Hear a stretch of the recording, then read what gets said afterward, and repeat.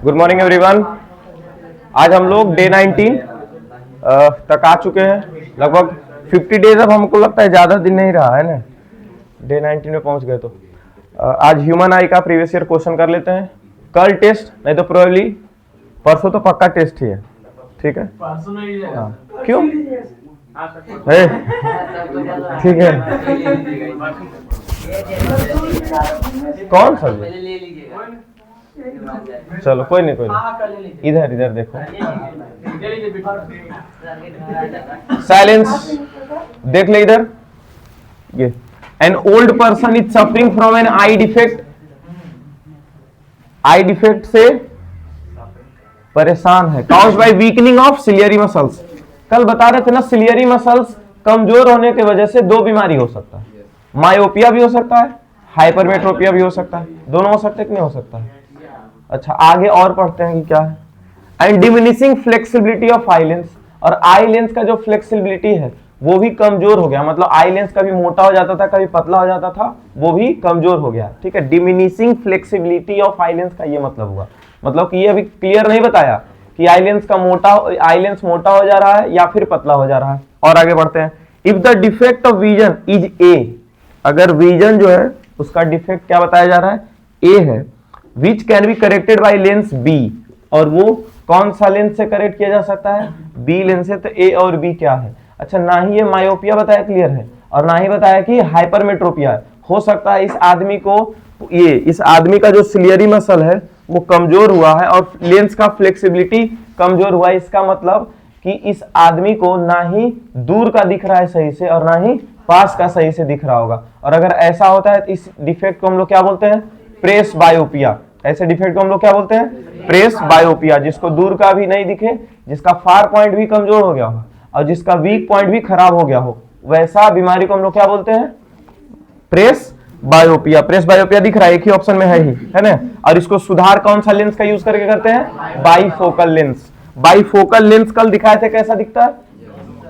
No sir, अरे ऐसे lens था जी, इसको ऐसे ये नीचे, ठीक है, ज्यादा पूरा हेमिस्फीयर बना दिए, है ना? यहाँ पे ऐसे इतना दूर रहता है इसका लेंस, ऐसे लगा हुआ, ठीक है?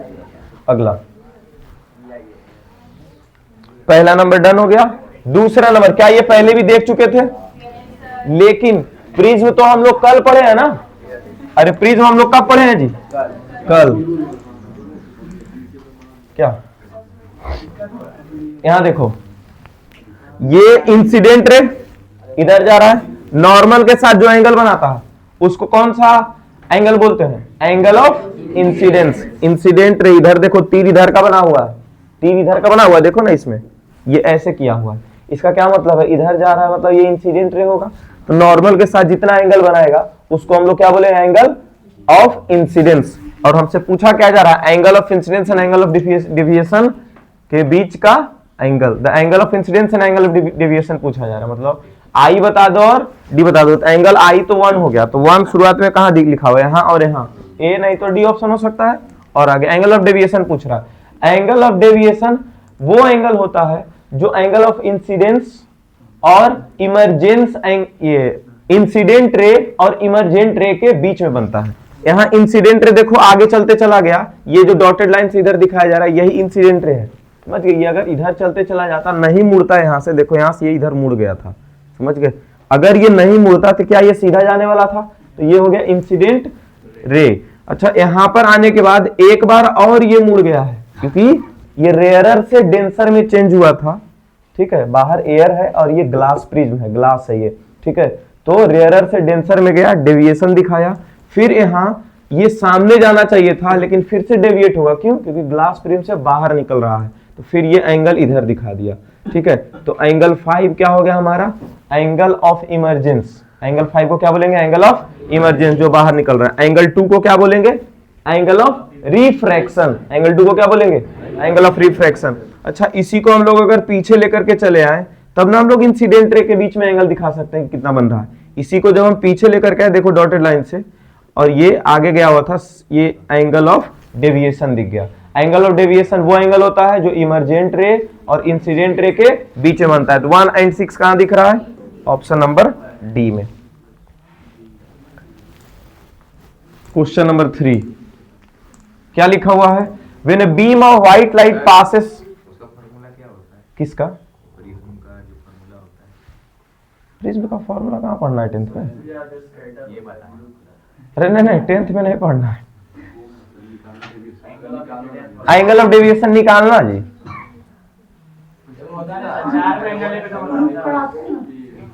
क्या ना? अच्छा, तुम लोगों को बहुत कुछ करवा दिया जाता है। फॉर्मूला इसका इसको नहीं डायरेक्ट फॉर्मूला होता होगा ना फिर तो। हाँ, प्रूफ करना वो तो छोटा भी चीज अगर रहेगा तो उसको प्रूफ करेंगे तो लंबा चला जाएगा।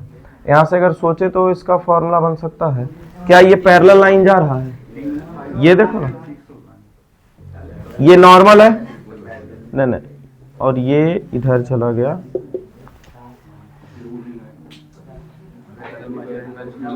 नॉर्मल 90 डिग्री नहीं बन रहा है, 90 डिग्री भी नहीं बन रहा है। यहाँ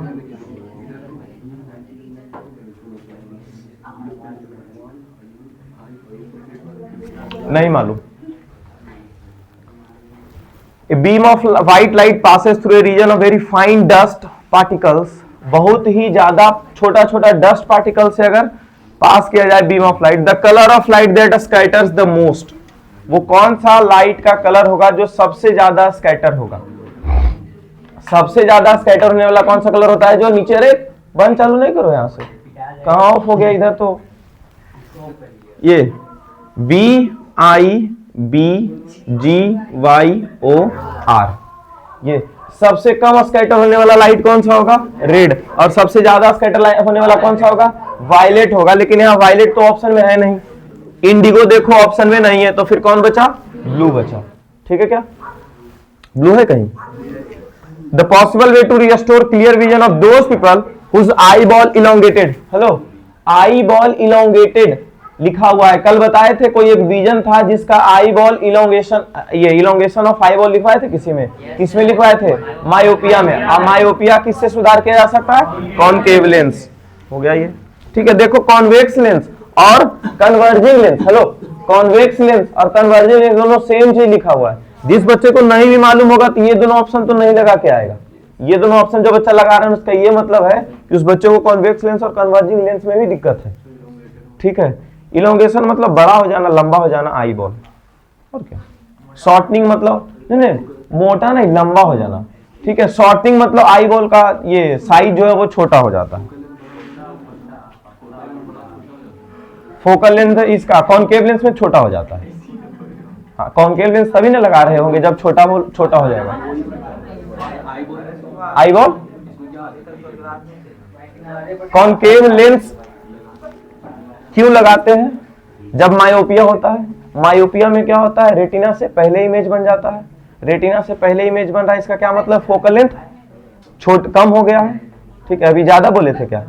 नहीं कम, फोकल लेंथ कम हो गया। अच्छा, फोकल लेंथ कम क्यों होता है? क्योंकि इसका जो हमारा आंख का जो लेंस है ना, वो लेंस मोटा हो जाता है। जो कॉन्वेक्स लेंस है हमारा आंख में लगा हुआ, नॉर्मल जो हमारा आंख के अंदर लगा हुआ है कॉन्वेक्स लेंस, वो मोटा हो जाता है। ठीक है, ये चीज बोल सकते हैं। इलोंगेशन हो जाता है किसका? आई बॉल का। ये बोल सकते हैं आई बॉल लंबा हो जाता है। नहीं तो और एक चीज क्या होता है?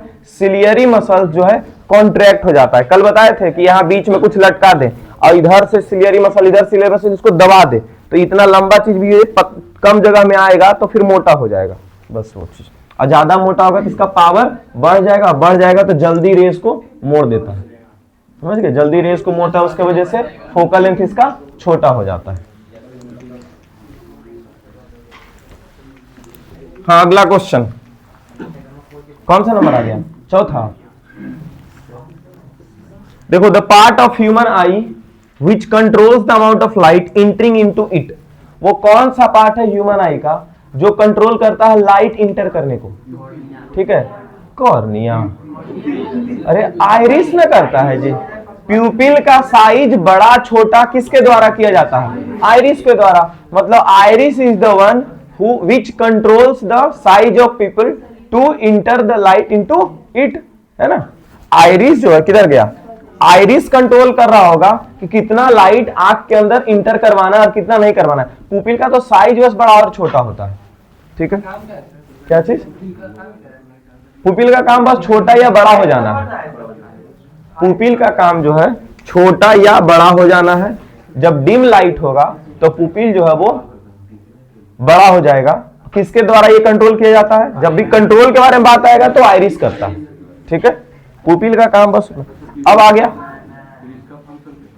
पुपिल का फंक्शन बस बड़ा और छोटा होना है, और वो इसके इशारे पे, आइरिस के इशारे पे पुपिल का बड़ा या छोटा हो जाना। तो पुपिल का काम है बस बड़ा या फिर छोटा हो जाना, जिसकी वजह से डिम लाइट में बड़ा हो जाएगा और ये ज्यादा ब्राइट लाइट में छोटा हो जाएगा। लेकिन कंट्रोल करने वाला कौन है? आइरिस।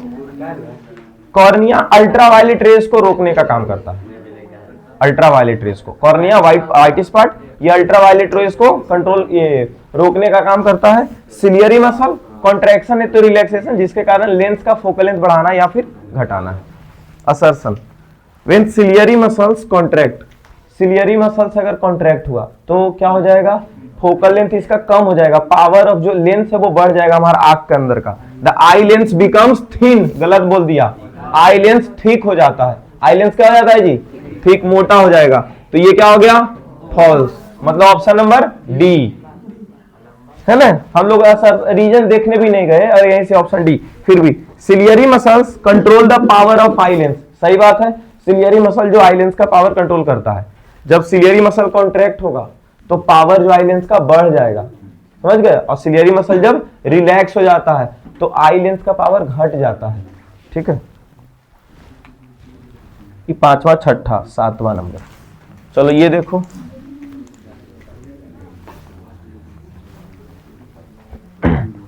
पढ़ लो एक बार मन में, बोल के नहीं, तो तुम लोग नर्सरी क्लास के बच्चा जैसा। तो इतना जानबूझ करके बड़ा इसको कर दिए थे जी, यही क्या हुआ?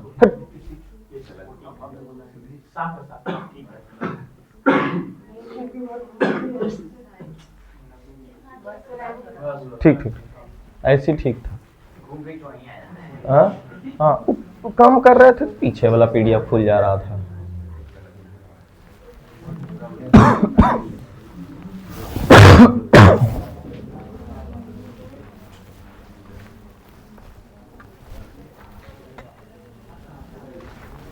साइकिल से कौन आया? दिलखुश। अच्छा, उधरे सादा ना, वो केंदुआ सादा था ना जी।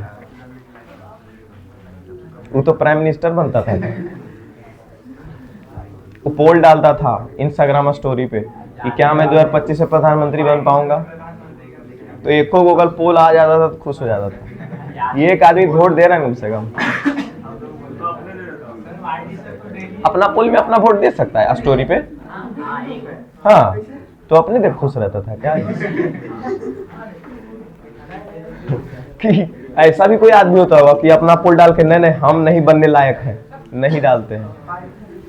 चलो इधर देखो, the colour of the scattered light depends on the size of the scattering particles. ये सही बात है, कितना साइज है ना स्कैटरिंग पार्टिकल्स का, उसके ऊपर डिपेंड करता है कि कौन सा कलर कितना डेविएट करेगा, ठीक है। जो फाइन पार्टिकल्स होता है, फाइन पार्टिकल्स मतलब बहुत ही छोटा छोटा जो पार्टिकल्स होता है, वो शॉर्टर वेवलेंथ को स्कैटर करता है। मतलब ब्लू कलर लाइट को, ऐसा याद रखना कि जो छोटा छोटा डस्ट, स्मोक, ये सब जो है वो किसको? शॉर्टर वेवलेंथ मतलब ब्लू कलर जैसा लाइट को स्कैटर करता है, शॉर्टर वेवलेंथ को। और अगर जो लार्ज पार्टिकल्स है वो लॉन्गर वेवलेंथ, लार्ज पार्टिकल्स जो होगा वो किसको स्कैटर करेगा? लॉन्गर वेवलेंथ को। मतलब लॉन्गर वेवलेंथ मतलब बड़ा वेवलेंथ, मतलब रेड कलर लाइट को। जो बड़ा पार्टिकल्स वेवलेंथ कैसे इफेक्ट करता है? क्या चीज? इसको रिफ्रैक्शन लाइट का हम लोग को नहीं पढ़ना है भाई। पता है हाँ अच्छा दोनों अपने डिस्कस करा, उसके बाद फिर इधर भी ले रहा, ठीक है।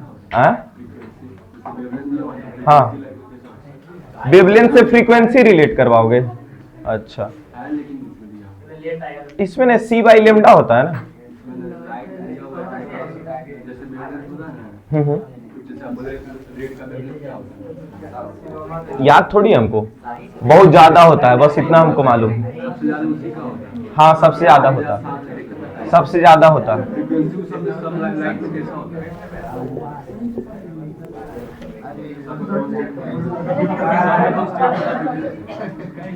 सबका फ्रीक्वेंसी कांस्टेंट होगा, तो ये लेमडा बराबर सी बाई एफ जो फॉर्मूला पढ़ते थे, इनवर्सली प्रोपोर्शनल होता है। क्या चीज? एक सेकेंड, मोनोक्रोमेटिक लाइट का फ्रीक्वेंसी कांस्टेंट होता है इसी में। अरे इसी चीज को ना दो तरीके से इसी चीज को ना दो तरीके से सिखाया जाता है। मोनोक्रोमेटिक लाइट में बहुत सारा जो लाइट आता है, एक ही कलर जैसा जो लाइट होगा, मतलब उसका फ्रीक्वेंसी सेम हो जाता है। हाँ सबका वेवलेंथ बराबर होगा, समझे? अरे इसको दो तरह से, जो फ्रीक्वेंसी तुम अभी बोले ना कि हम लोग को सेम सिखाया गया, उसको दो तरीके से सिखाया जाता है। एक तो जो तुम बोल रहे हो कि सर सबका जो फ्रीक्वेंसी सेम हो जाता है, एक जगह और पढ़ोगे जहां पर लाइट सबका फ्रीक्वेंसी अलग अलग होगा, अलग अलग कलर का लाइट का फ्रीक्वेंसी अलग अलग होगा, ठीक है? वो दो अलग अलग पैरामीटर्स हैं। हाँ जिसका वेवलेंथ सबसे कम होगा वो स्कैटर सबसे ज्यादा होता है। हाँ नहीं हमको लगा उल्टा बोल दिया। हाँ ब्लू सबसे ज्यादा। हाँ हमको नहीं याद है वो चीज, ठीक है? हाँ सबसे, अब सुन लो इधर, सबसे कम वाला जिसका वेवलेंथ होगा, और सबसे कम वेवलेंथ किसका है? जो यहाँ विबग्योर में, हेलो विबग्योर जो लिखते हैं, जो सबसे नीचे लिखते हैं, सबसे कम वेवलेंथ किसका है? वायलेट का। और सबसे ज्यादा स्कैटर कौन होगा? वायलेट होगा। सबसे ज्यादा वेवलेंथ किसका होता है? रेड का। और सबसे कम स्कैटर यही होता है, इसीलिए स्कैटरिंग ज्यादा नहीं होता, इसीलिए तो इसको रेड कलर का सिग्नल वगैरह जब भी दिखाया जाता है, खतरा का साइन दिखाया जाता है, तो इसी से दिखाया जाता है, ठीक है? और ब्लू कलर जो साइन हम लोग को दिखता है स्काई वगैरह में, वो स्कैटरिंग ज्यादा होता है। ये सब, ये तीन जो कलर है, ब्लू, इंडिगो और वायलेट, ये तीन कलर जो है बहुत ही ज्यादा स्कैटर होता है, इसी की वजह से आसमान का कलर हम लोग को नीला दिखता है, ठीक है? ये तो कल बात किए थे। क्या दिखता है ओशियन? अरे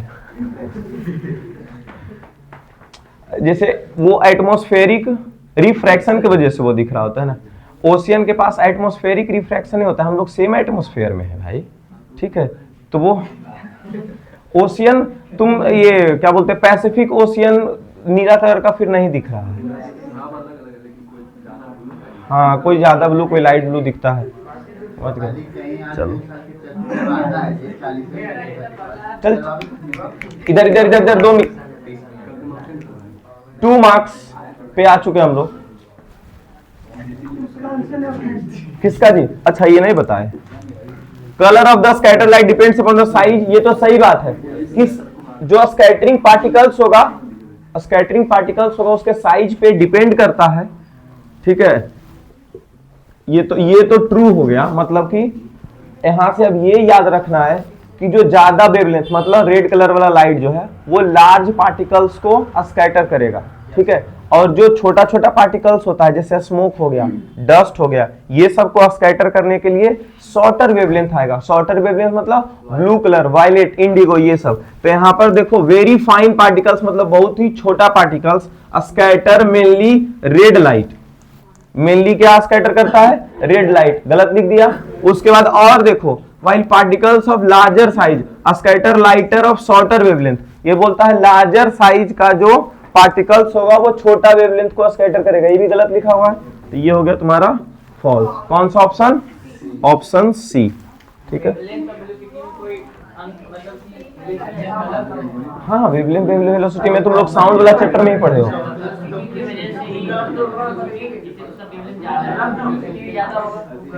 वेवलेंथ ज्यादा है तो वेलोसिटी ज्यादा होगा। See v is equals to mu by lambda था या म्यू इंटू लेमडा था, जो भी। हाँ आगे बोलो।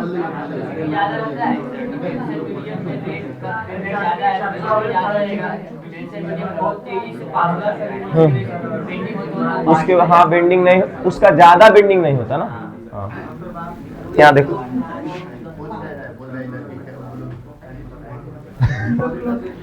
तीन गो चार गो को अगर साथ में बिठा दिया जाए ना तो हमको नहीं लगता कि इधर आगे भी बढ़ पाएंगे। ठीक है, अपने डिस्कस करना शुरू कर देगा।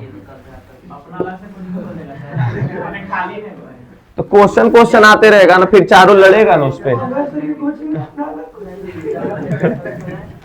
चलो यहां देख लेते हैं। Student has difficulty in reading his text books. अपना टेक्स्ट बुक पढ़ने में दिक्कत हो रहा है। इसका क्या मतलब है? नजदीक वाला चीज उसको नहीं दिख रहा है। नजदीक वाला चीज नहीं दिख रहा है तो कौन सा? हाइपरमेट्रोपिया है। But can read the black board clearly.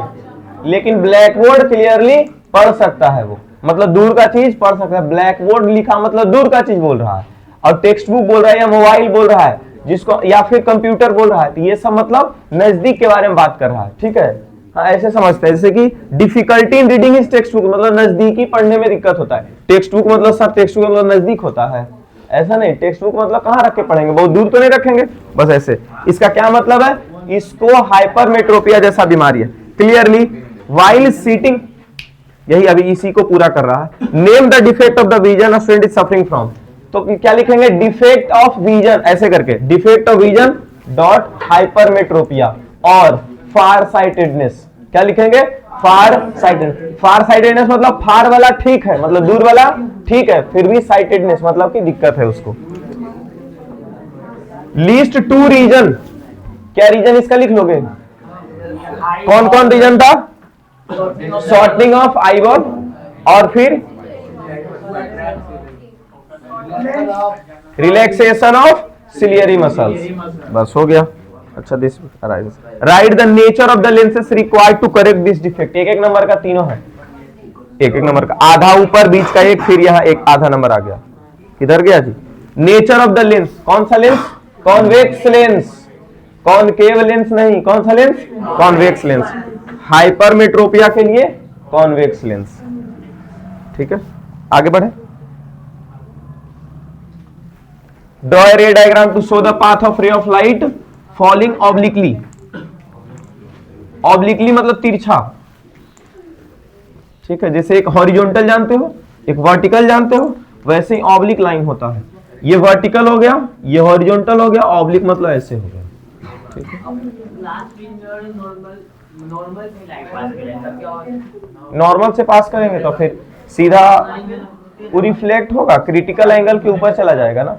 90 degree critical angle है ना, उससे ज्यादा हो जाता है 90 डिग्री तो टोटल इंटरनल रिफ्लेक्शन होता है। 90 हम लोगों ने TIR बस एक नाम पढ़ना है, बस बात खत्म हो जाता है। हाँ बस उसी में TIR नाम पढ़ के छोड़ देते। कल आया था कि नहीं आया था? क्या बोला था? हाँ, तो वहां पर एंगल ऑफ इंसिडेंस 0 हो जाएगा। हमको लगता है वो रिफ्रैक्शन 90 डिग्री ज्यादा जब देते हैं तब रिफ्रैक्शन नहीं होता, 90 डिग्री पे रिफ्रैक्शन होना चाहिए। अब वो किधर रिफ्रैक्ट होकर के जाएगा इसका अंदाजा नहीं। हाँ, तो खाली इतना कि रिफ्रैक्शन होगा कि नहीं होगा। अच्छा अच्छा, ठीक। कौन सा ईयर? जो PDF था वो। हाँ, यहाँ देखते हैं। आज क्या बोले शुरू करने से पहले? गप नहीं करना। अब आज ही लगता है सबसे ज्यादा गप कर रहे हैं। Draw a ray diagram to show the path of ray of light falling obliquely on one of the refracting faces of a triangular glass prism and mark the angle of deviation on it। Exactly जो second number objective किए हैं उसको छाप देंगे, काम कब खत्म हो जाएगा, है कि नहीं है? फिर भी ये देखो तुम्हारा हुआ ग्लास प्रिज्म। अच्छा, इसी चीज को ग्लास प्रिज्म या फिर रेक्टेंगुलर ग्लास प्रिज्म भी बोल देगा, ट्रायंगुलर ग्लास प्रिज्म बोल देगा, इक्विलेटरल प्रिज्म बोल देगा। ठीक है, रेक्टेंगुलर बोल दिया जाता है, साइड वाला फेस रेक्टेंगुलर होता है जी, इसीलिए। तो इसलिए घबराना नहीं है। प्रिज्म लास्ट में लिखा, इसका मतलब हम लोग प्रिज्म का काम शुरू कर लेंगे। ठीक है, ऑब्लिकली मतलब क्या? या तो इधर से गिरा देंगे एंगल, नहीं तो फिर इधर से। ठीक है, तो ये अगर जो इधर से चला जाएगा तो ये सीधा इधर निकल जाना चाहिए था। ठीक है, हमको लगता है कि यहां के बाद ना निकाल करके इधर और रेयरर से डेंसर जाएगा। तो डेंसर अगर जाएगा तो क्या हो जाएगा? Towards the normal. ठीक है, तो ये कहाँ चला जाएगा, नॉर्मल की तरफ, उधर ना जा करके ये यहां चला गया। फिर यहां पर क्या बना देंगे, नॉर्मल बना देंगे, ठीक है, ये इधर आना चाहिए, नॉर्मल बना देंगे। अच्छा यहाँ डेंसर से कहां जा रहा है, रेयरर। अगर डेंसर से रेयरर जाएगा, यहाँ एंगल ऑफ इंसिडेंस दिखा देंगे, डेंसर से रेयरर जाएगा तो फिर क्या होगा, अवे फ्रॉम द नॉर्मल। जैसे ही बाहर निकलता है तो खुला घूमना चाहता है, इसलिए भाग जाता है नॉर्मल से दूर, समझ गए। तो ये जाना इसको किधर चाहिए था, इधर ही चाहिए था, लेकिन ये और इधर चला आया, और इसको हम पीछे लेके जाएंगे। ये एंगल ऑफ क्या हो जाएगा, इमरजेंस। इसको ऐसे पीछे लेके जाएंगे, और इंसिडेंट रे वाला किधर था जी, इधर गया, ये इधर चला आया, किधर ऊपर गया। अरे ये तो तुम्हारा नॉर्मल वाला बनाए थे, नीचे बन जाएगा सर एंगुलर डेविएशन। सर आप नीचे से नहीं लेते, रिफ्लेक्स से पीछे लिया जाता है। ठीक तो है, इसको बढ़ाइए ना आगे।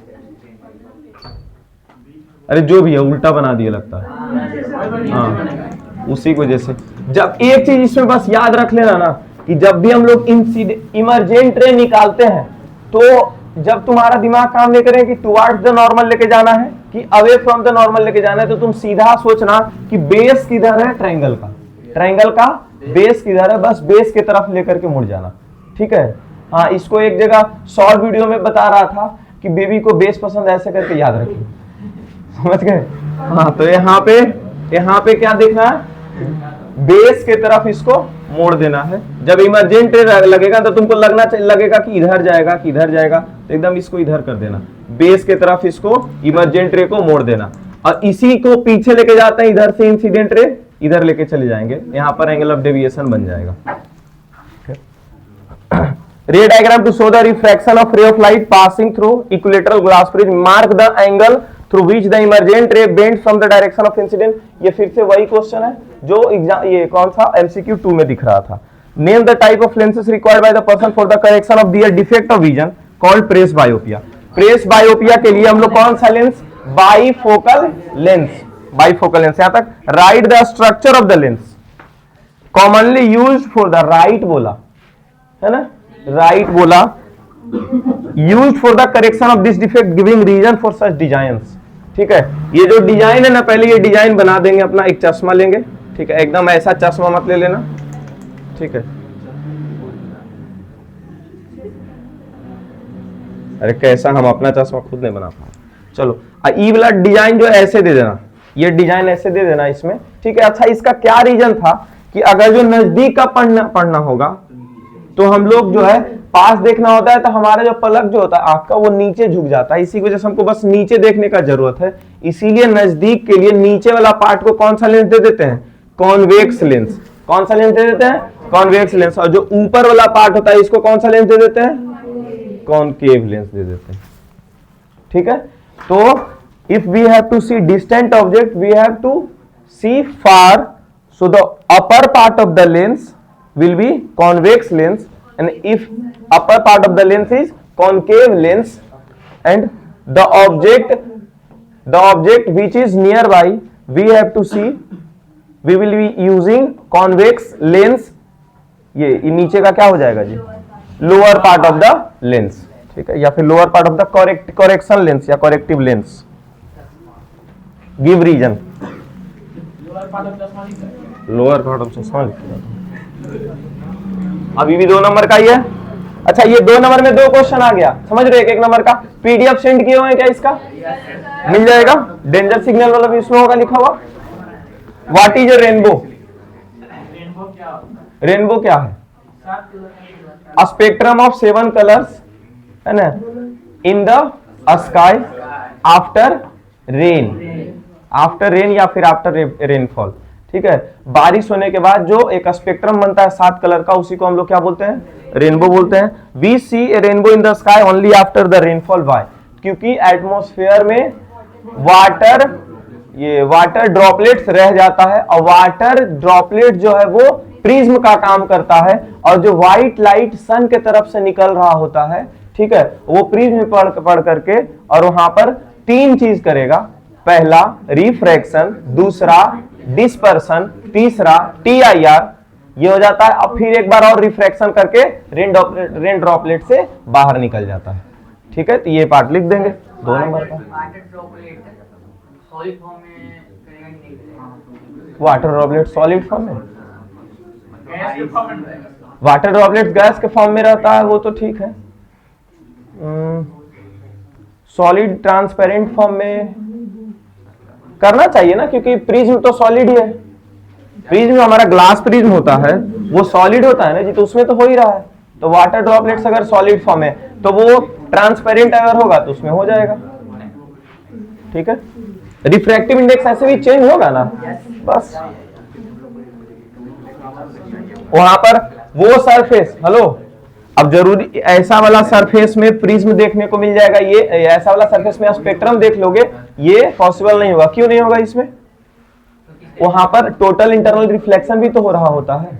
ठीक है, अंदर में दिखेगा, हो सकता है बाहर से वैसे ही निकल जाए। Person uses lenses of +2 dioptre. Hello, lens अगर प्लस में आया, लेंस का पावर अगर प्लस में आया तो कॉन्वेक्स लेंस, कौन सा lens? Convex lens. For the correction of vision. अच्छा, कॉन्वेक्स लेंस कब लगाते हैं? हाइपरमेट्रोपिया के लिए। कब लगाते हैं? Hypermetropia. Name the defect of vision the person is suffering from. तो क्या लिखेंगे? Hypermetropia. List 2 causes of this defect. बार बार आ रहा है क्वेश्चन वैसा। ठीक है, प्रिज्म का भी क्वेश्चन कल ये डिस्कस हो चुका है कि प्रिज्म वाला क्वेश्चन, नहीं तो फिर डिफेक्ट वाला क्वेश्चन, और नहीं तो फिर वो जो 10 क्वेश्चन दिए उसमें से कोई 1-2। ठीक है, उतना पे ही डन हो जाता है ये। Determine the focal length of the lens used in the spectacles. Spectacles में कौन सा फोकल लेंथ इस्तेमाल हो रहा है? क्या हम लोग पावर का फॉर्मूला जानते हैं? 1/f होता है, लेकिन अगर फोकल लेंथ हमको क्या सेंटीमीटर में चाहिए होता है तो 1 नहीं 100 यूज करते हैं। 1 नहीं 100 यूज करते हैं। अगर फोकल लेंथ किस में चाहिए जी? सेंटीमीटर में, तो पावर ये 1 की जगह क्या यूज करते हैं? 100। पावर कितना दिया हुआ? 2। पावर कितना दिया हुआ है? 2। अब +2 दिया हुआ है तो +2 ही यूज करेंगे। ठीक है, -2 दिया रहता तो पावर की जगह -2 लिख देते। 2 100/f, ये f इधर चला जाएगा, 2 उधर चला जाएगा। 100/2 कितना हो गया? फोकल लेंथ बराबर +50। फोकल लेंथ कितना लिखेंगे? +50, क्योंकि कॉन्वेक्स लेंस का फोकल लेंथ क्या होता है? पॉजिटिव। फिर से आगे, what is rainbow? Draw a लेवल diagram to show its formation. आगे बढ़ा जाए। लेवल डायग्राम में कैसे कैसा होता है? पार्ट नंबर तो क्या है ना, तो लाइट अब आगे ये मैथड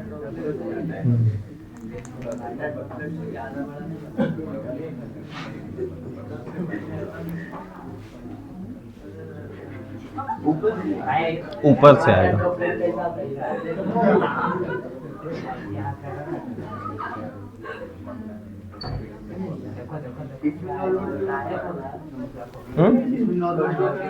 हाँ, रिफ्लेक्शन होगा तो नहीं करेगा,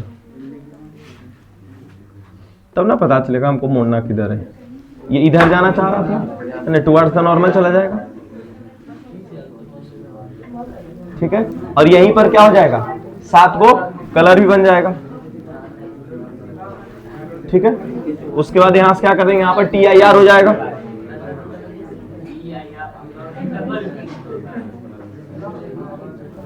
ठीक है, ये निकलते हुए बाहर फिर। ठीक है, यहां पर 7 कलर बीच में रहेगा। ठीक है, क्या हो गया? दिखा दोगे यहां पर ए पॉइंट पर रिफ्रैक्शन, इधर बीच में डिस्पर्सन, यहीं पे एकदम बगल में डिस्पर्सन, यहाँ पे टोटल इंटरनल रिफ्लेक्शन, और यहाँ पर फिर से रिफ्रैक्शन। यहाँ पर डी पॉइंट में फिर से रिफ्रैक्शन। तो रिफ्रैक्शन कितना बार हो गया? टोटल 2 बार। लेकिन अगर सीरियल वाइज अगर बात करें तो सबसे पहले क्या होता है? रिफ्रैक्शन, दूसरा बार में डिस्पर्सन, तीसरा बार में रिफ्रैक्शन, डिस्पर्सन, ये टोटल इंटरनल रिफ्लेक्शन। अगर 4 चीज लिखा हुआ है ना ऑप्शन में, तब फिर से क्या हो जाएगा? रिफ्रैक्शन। रिफ्रैक्शन से शुरू, रिफ्रैक्शन से खत्म।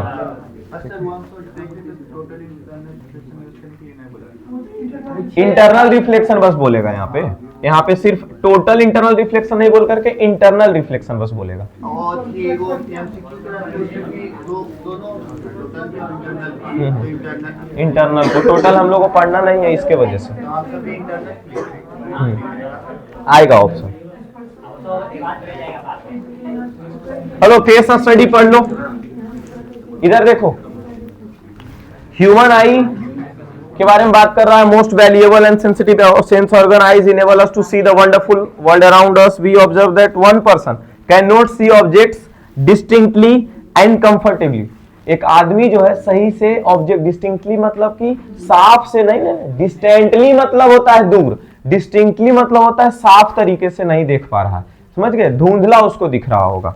ऑब्जेक्ट डिस्टिंक्टली एंड कंफर्टेबली, आराम से वो देख नहीं पा रहा। The vision becomes blurred due to refractive defects of the eye. उसका आंख का रिफ्रैक्टिव डिफेक्ट मतलब लेंस में कुछ गड़बड़ी है, उसके वजह से उसको सही नहीं दिख रहा है।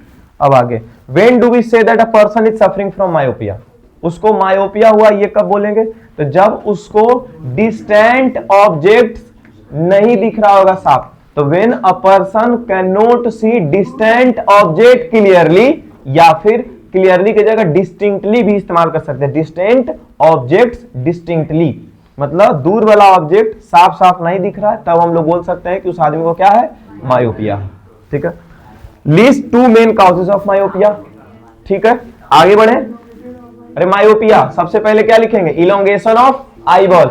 दूसरा बात सिलियरी मसल का contraction, contraction of ciliary muscles. ठीक है, when do we say that a person is suffering from press बायोपिया।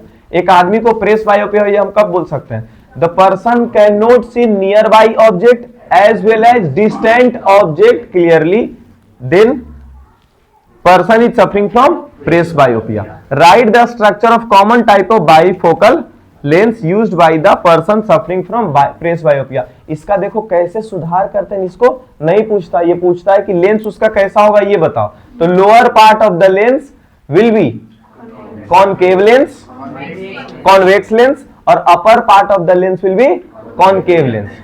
Concave lens किसके लिए इस्तेमाल कर रहे हैं? दूर वाला ऑब्जेक्ट को देखने के लिए। और कॉन्वेक्स लेंस इस्तेमाल कर रहे हैं पास वाला ऑब्जेक्ट को देखने के लिए। तो पास वाला ऑब्जेक्ट को देखने के लिए निचला पार्ट इस्तेमाल करते हैं। ठीक है, किन्हीं का चश्मा देखा होगा कि दो भाग में रहता होगा, यहाँ अलग और ऊपर अलग रहता है। ठीक है, अच्छा कोई ऐसा भी टीचर देखे होंगे या फिर ऐसा कोई आदमी देखा होगा जो बार बार चश्मा खोलता होगा, कुछ दूर का देखने के लिए खोल लेता होगा और फिर चश्मा लगा लेता होगा पास का देखने के लिए, समझ गए? ऐसा कोई आदमी देखो, हम तो एक टीचर हमको याद है बार बार अपना चश्मा खोल लेते थे, फिर पास का पढ़ लेते थे, और फिर दूर का देखना रहता था फिर चश्मा लगा लेते थे। मतलब कि एक क्लास में 30-40 बार चश्मा खाली खोलते लगाते होंगे, समझ गए? चश्मा का लाइफ ही क्या रहता होगा। वो ऐसा इसलिए हो रहा है क्योंकि उनका जो आंख में लगा हुआ है वो कौन सा लेंस लगा हुआ है? बाईफोकल लेंस नहीं, उनका आंख में सिर्फ और सिर्फ कॉन्वेक्स लेंस लगा हुआ है। पूरा में कॉन्वेक्स लेंस लगवा लेगा तो यही दिक्कत है। इसीलिए उसे बढ़िया जानते हो क्या इस्तेमाल होगा? नीचे में कॉन्वेक्स लेंस लगवा करके, नीचे में कॉन्वेक्स लेंस लगवा, ऊपर में प्लेन छोड़ दिया जाए, समझ गए? ऊपर में नॉर्मल ग्लास छोड़ दिया जाए तो सही है। यहां a person is using corrective lenses of power 0.25 dioptre. 0.25 dioptre का लेंस इस्तेमाल हो रहा है। मतलब क्या है? प्लस लिख दिया ना लेंस, मतलब कि कॉन्वेक्स लेंस, प्लस लिख दिया पावर मतलब कॉन्वेक्स लेंस, और कॉन्वेक्स लेंस मतलब हाइपरमेट्रोपिया। कॉन्वेक्स लेंस मतलब hypermetropia. Name the defect of vision. Hypermetropia हो गया, बोलो। ऑल्सो कैलकुलेट फोकल लेंथ, इसका फोकल लेंथ कैलकुलेट करना है तो पावर बराबर क्या लिख देते हैं? 1/, फोकल लेंथ। यहाँ 100 अगर इस्तेमाल करेंगे तो फोकल लेंथ हमारा सेंटीमीटर में आएगा। 0.25 बोला जा रहा है, क्या पावर है, बराबर 100/f। f बराबर क्या हो जाएगा? 100/0.25। पॉइंट हटा करके यहाँ 2 0, 25 चौके 100। फोकल लेंथ कितना है? 400 सेंटीमीटर। ठीक है, क्या 4 मीटर ही बोल सकते हैं।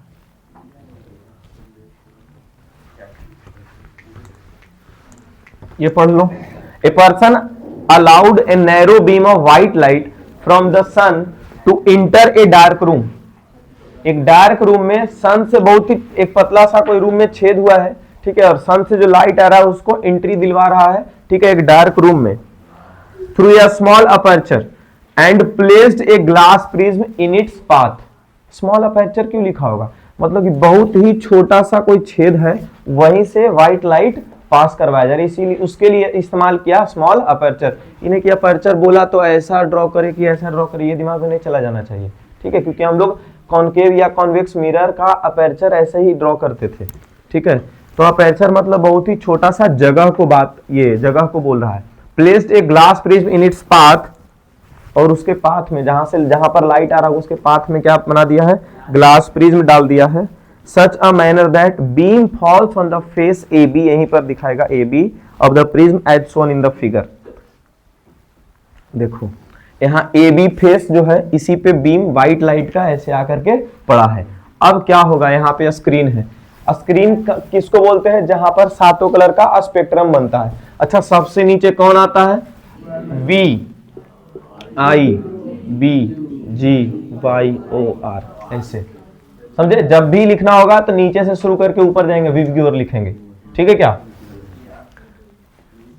इसको हिंदी में तो कुछ बोलते हैं ना, हिंदी में इसका जब नाम आता है वायलेट इंडिगो, तो शॉर्ट में तो बहुत ही बढ़िया एक क्या बोलते हैं शॉर्ट नेम आ जाता है। हम लोग तो विव की ओर ऐसे याद के लिए सबका फर्स्ट लेटर ना। Screen S is placed on the other side of the prism, क्या लिखा है, स्क्रीन एस, ये क्या है, स्क्रीन जिसके ऊपर सारा लाइट डिस्पर्सन के बाद पड़ेगा, ठीक है, वो स्क्रीन है। Facing AC on turning the prism slowly, a beautiful band of colors is obtained on the screen। a beautiful band जो बोल रहा है यही है, ये स्पेक्ट्रम जिसको हम लोग बोलेंगे, a band of 7 colors which appears on the screen after dispersion is known as a spectrum। Spectrum एक स्क्रीन है जिसके ऊपर सातों कलर दिखता है। Name the phenomena due to which a prism splits the incident white light into a band of colors। कौन सा phenomena इसको बोलते हैं, डिस्पर्सन। कौन सा पर्सन, डिस्पर्सन, कौन सा पर्सन, डिस्पर्सन का फिर डिफाइन लिख देंगे, ठीक है, कि splitting of light into 7 colours from a white light after placing a prism is known as dispersion, ठीक है। ये नहीं कि एक नंबर का था तो नाम लिख करके छोड़ के चले आए, ठीक है, उसका डिफाइन कर देंगे यहाँ पे, ठीक है। पहले डिस्पर्सन लिख देंगे और डिस्पर्सन का अगला लाइन में डिफाइन भी लिख देंगे।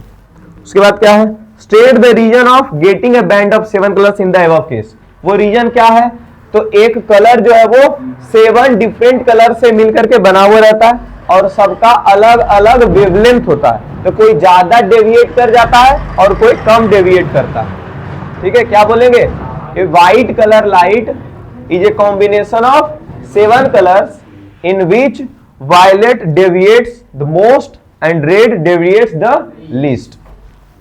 उसके बाद सी का first, explain with the help of labelled ray diagram and experimental arrangement to show the recombination of the spectrum of white light. Recombination of white light दिखाना है, न्यूटन जो किए हैं इसके साथ काम वो दिखाना है। तो क्या करना है, ये प्रिज्म से, हेलो ज्यादा कुछ नहीं, प्रिज्म से ऐसे जो लाइट निकालोगे ना, यहां से ऐसे जो तुम्हारा सातों लाइट यहां पर आएगा, पहले इधर गया जी, ठीक है, यहां पर उल्टा ये ऊपर चला जाएगा और ये नीचे चला आएगा, ठीक है, और फिर यहां पर जो ऐसे जाएगा, ठीक है, इसको सब को यहां ऐसे ले जा करके मिला करके ऐसे निकाल देना। समझ गए क्या, ये दोनों काम कर दोगे काम खत्म हो जाएगा, ठीक है। ये देखो ना बोला है experiment so the recombination of the spectrum of white light, मतलब फिर से व्हाइट लाइट ही हमको निकालना है। व्हाइट लाइट से शुरू हुआ, 7 कलर बना, 7 कलर निकल रहा था, लेकिन फिर से कहां, रिकॉम्बिनेशन मतलब सातों कलर को मिला के व्हाइट कलर का लाइट बना देना। मतलब ये जो प्रिज्म है एक ऐसा वाला ड्रॉ कर देना है, अब बगल में एक उल्टा प्रिज्म ड्रॉ कर देना है, ठीक है, और जो लाइट निकालेंगे यहां तक, ठीक है, और इसको ला करके इस पॉइंट तक ले जाते लेते मिला देना है, और इसको उधर थोड़ा सा डेविएट करवा खींचना, ही नहीं कि यहीं पर मिला और सीधा खींच दिए, इधर नहीं तो इधर ऐसे करके थोड़ा खींच दोगे। और ये सब काम सब पेंसिल से। Draw a labelled ray diagram to show the formation of rainbow. पागल क्या है रेनबो, बोले थे ना कि करेगा, खत्म हो गया सर। रुको पीडीएफ था जी, सब इतना सादा पेज नहीं होना चाहिए। लोड ले रहा है, कितना टाइम हुआ है, 8:20 हो गया। तो होमवर्क चेक करके पीट पाट देते हैं, फिर नवाज सुनल्ला बच्चा बोलेगा कि नहीं सर हम लोग तो अभी लिख रहे हैं। अभी तो ऑब्जेक्ट क्या लिख रहा है जी, असाइनमेंट। इसमें डाउट है तो पूछ लो। उसमें डाउट है, खत्म हो गया, था ना। दोबारा स्लाइड करवा तुम लोग देखे पीडीएफ पूरा खोल के? वो जो आर्क में लेंस रहता है कॉन्वेक्स या उसके जैसा रिएक्ट करता है। Convex lens, exact convex lens नहीं होता, प्रॉपर क्रिस्टलाइन कॉन्वेक्स लेंस रहता है, उसमें प्रोटीन वगैरह होता है, समझ गए, उसी से बनता है। बंद कर दो। हाँ, रिकॉम्बिनेशन के लिए जो हम दो प्रिज्म लगाए थे, अगर हम दोनों को चिपका देंगे तो दोनों को चिपका देंगे तो वही, यहाँ तक तो 7 लाइट आ गया था ना। ठीक है, बंद हुआ।